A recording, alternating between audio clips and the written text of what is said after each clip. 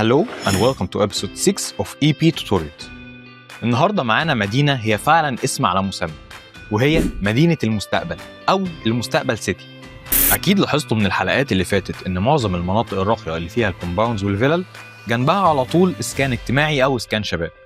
جه بقى جهاز المستقبل وحل المشكلة دي تماما، لأنه قسم ال 11,000 فدان بتوع المستقبل سيتي لأراضي بشروط صعبة جدا ما يقدرش يحققها غير البيج نيمز. زي مثلا ان كل الكومباوندز لازم تكون من الجيل الخامس، وشرط اساسي يكون فيها تطبيق لقاعده ال 15 minutes rule. واكيد هتسالني ايه هي ال 15 minutes rule؟ هي ببساطه ان كل حاجه تحتاجها تكون جنبك او على بعد 15 دقيقه بالكتير، زي المساجد والكنائس والنوادي والمولات والسوبر ماركت والخدمات الطبيه وغيرها من الفاسيلتيز. كل مطور من المطورين الكبار اخذ قطعه ارض وبنى عليها مشروع بالمواصفات دي. ومش بس كده، مطلوب من كل مطور انه يعمل كونسبت للكومباوند بتاعه مختلف تماما عن باقي الكومباوندز. وبين كل الكومباوندز دي في مساحات خضراء كبيره جدا عباره عن سنترال بارك ضخمه شبيهه النهر الاخضر في العاصمه من تصميم المهندس شهاب مظهر. طيب تعالوا نعرف هنروح للمستقبل سيتي ازاي.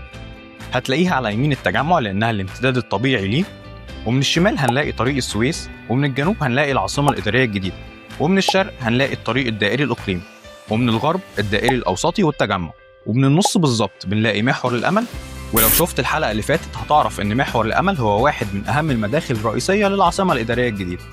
ودلوقتي تعالوا نعرف أكتر عن أهم المشاريع الموجودة هناك: هاب تاون، ماونتن فيو أليفا، ذا باترفلاي، البوسكو سيتي، بلوم فيلدز، ذا سيتي أوف أوديسا، ذا وندر مارك، آت إيست، مونت نابليون، جرين سكوير، زيزينيا، لأفنور، نيوم سيتي. وبكده تبقى عرفت كل حاجة عن المستقبل سيتي. Thank you for watching and see you next part.